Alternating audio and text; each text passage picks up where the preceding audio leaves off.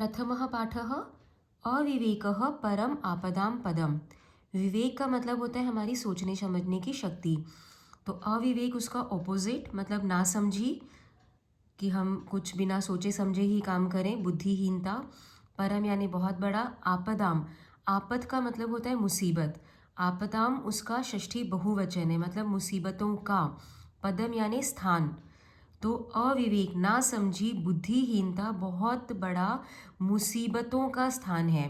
तो अगर हम बिना सोचे समझे कुछ काम करते हैं तो हमेशा कुछ ना कुछ मुसीबत में पड़ेंगे। अस्ति उज्जैन्यां माधवः नाम विप्रः। उज्जैनी नाम की नगरी है, उसमें माधव नाम का ब्राह्मण है। एकदा तस्य भार्या, एक बार उसकी पत्नी, स्वबालापत्यस्य, अपने एक छोटे बच्चे के, अपत्यस्य का सिनोनिम है संतते है, संतान, और बाल यानी छोटा बच्चा। तो अपने छोटे बच्चे के रक्षार्थम, रक्षा के लिए, तम अवस्थाप्य, उसको नियुक्त करके, उसको अपॉइंट करके, उसको वहाँ पर खड़ा करके, स्नातुम गता, नहाने के लिए गई। तो एक ब्राह्मण था माधव नाम का, उसकी पत्नी एक बार अपने छोटे बच्चे की रक्षा के लिए उसको बोलकर नहाने के लिए गई।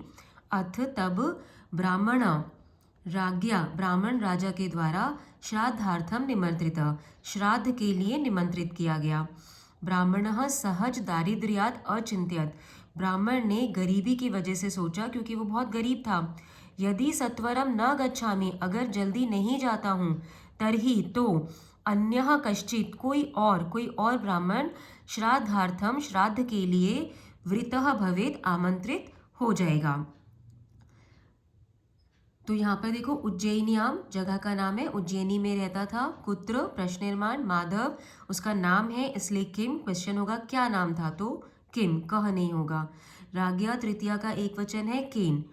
अर्थम लगे हुए जब भी शब्द बनते हैं तो उनका मीनिंग हो जाता है के लिए, श्राद्धार्थम, श्राद्ध के लिए। तो प्रश्न निर्माण होता है किम अर्थम, किस लिए। तो वो सोचता है कि मैं नहीं जाऊंगा तो कोई और चला जाएगा। यतः, क्योंकि, आदानस्य प्रदानस्य, देना, आदानस्य मतलब लेना, प्रदानस्य मतलब देना, कर्तव्यस्य कोई भी करने वाला, क्षिप्रम अक्रियमाणस्य जल्दी नहीं किए जाने वाले, कर्मणः काम का, कालः समय, पिबती तदरसम, पिबती यानी पीता है, तदरसम उसका रस। तो मतलब जो भी कोई ऐसा जो काम, कोई भी अगर लेन देन का करने लायक कोई इम्पोर्टेंट काम है, क्षिप्रम अक्रियमाणस्य, क्षिप्रम मतलब जल्दी, अक्रियमाणस्य जल्दी नहीं किया जाए, तो ऐसे काम का समय रस पी लेता है। यहाँ पे रस से मतलब जूस नहीं है, और समय उसका जूस पी लेता है ऐसा मतलब नहीं है। यहाँ पे रस से मतलब है आनंद या इम्पोर्टेंस, महत्वम और आनंदम। तो समय उसका आनंद ले लेता है या उसका महत्व कम कर देता है। तो कोई भी ऐसा काम, लेन देन का कोई काम हो, जो इम्पोर्टेंट करने लायक कोई काम हो, लेकिन अगर उसे जल्दी नहीं किया जाए, समय पर नहीं किया जाए, तो उसका हमें सही रिजल्ट नहीं मिलता है। तो इसलिए बोला गया है कि कालः पिबती तत्रसम, समय उसका रस पी लेता है, समय उसकी इम्पोर्टेंस को, उसके आनंद को, उसकी खुशी को कम कर देता है, हमें वैसा रिजल्ट नहीं मिलता है। यहाँ पे जो तद रसम लिखा है, ये तत् और रसम व्यंजन संधि हुई है। कर्मणः शब्द जो है ये षष्ठी का एक वचन है कर्मन शब्द का, तो इसलिए इसका प्रश्न निर्माण हो रहा है कस्य, काम का। और ये जो काम का, कैसे काम का, लेने का, देने का, इम्पोर्टेंट कुछ कर किया जाने वाले काम का। और यहाँ पर एक क्षिप्रम अक्रियमाण से, जल्दी नहीं किया जाए। तो ये जो सारे शब्द हैं, आदान से, प्रदान से, कर्तव्य से, और यहाँ पर क्षिप्रम और अक्रियमाण से, दो वर्ड है। अक्रियमाण से, ये सारे शब्द जो हैं ये कर्मणा के विशेषण है। काम का, कैसे काम का, ये ऐसे सारे काम का। रस कौन पीता है, समय।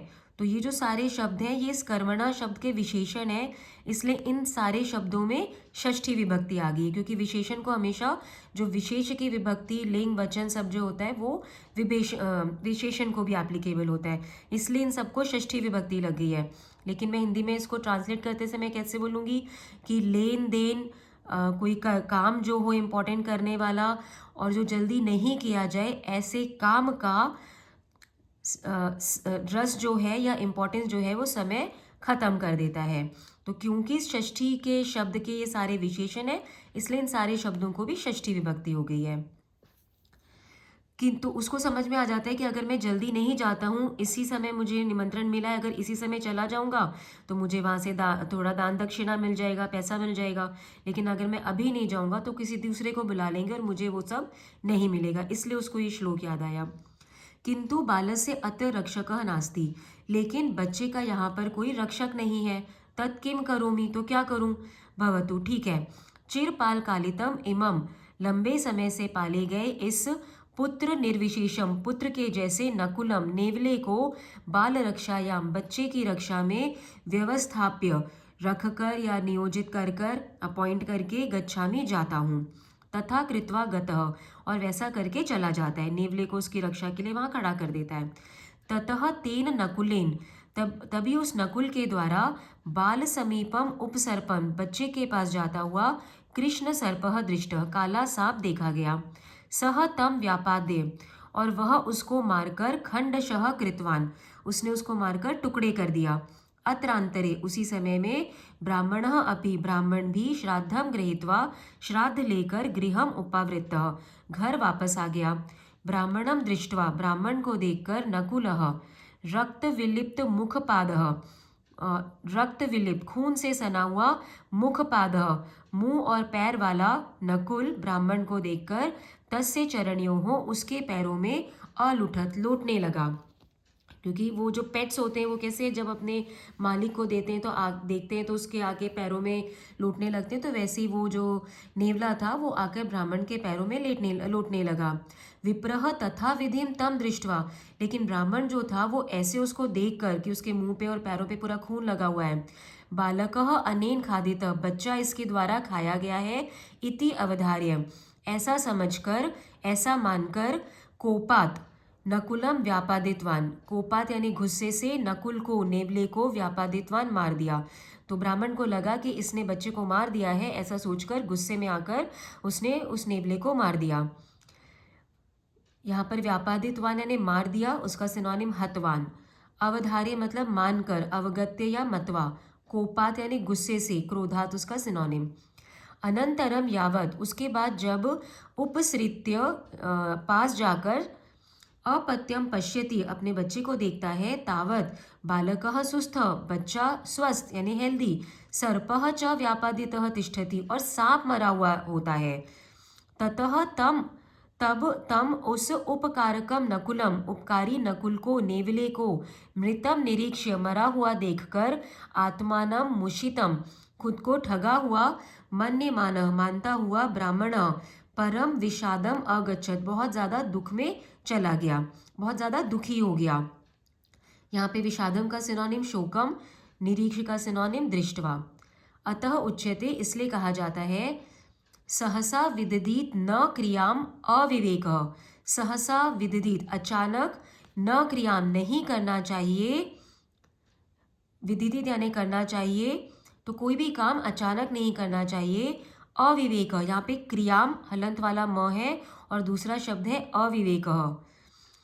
अविवेक परम आपदाम पदम, अविवेक बुद्धिहीनता, ना समझी, बहुत बड़ी मुसीबतों का पदम यानी स्थान है। वृणते ही विमृश्य कारणम गुणलुब्धाः स्वयं एव संपदः, संपदः यानी संपत्तियाँ, पैसा।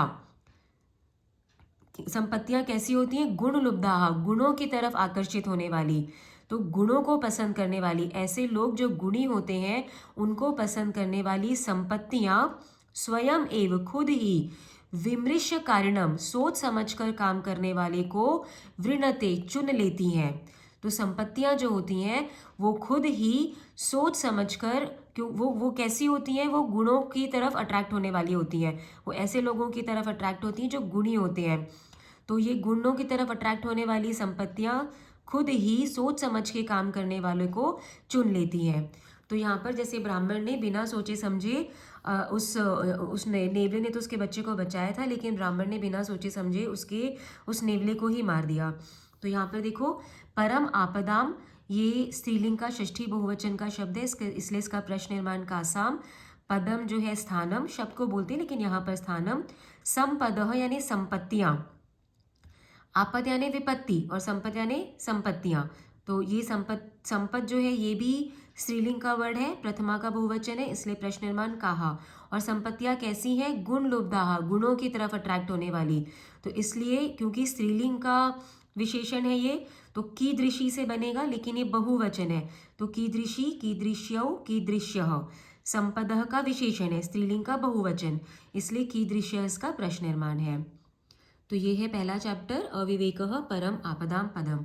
अगर ये चैप्टर हेल्पफुल लग रहा है, अच्छे से समझ में आ रहा है, तो वीडियो को ज़रूर से लाइक करना।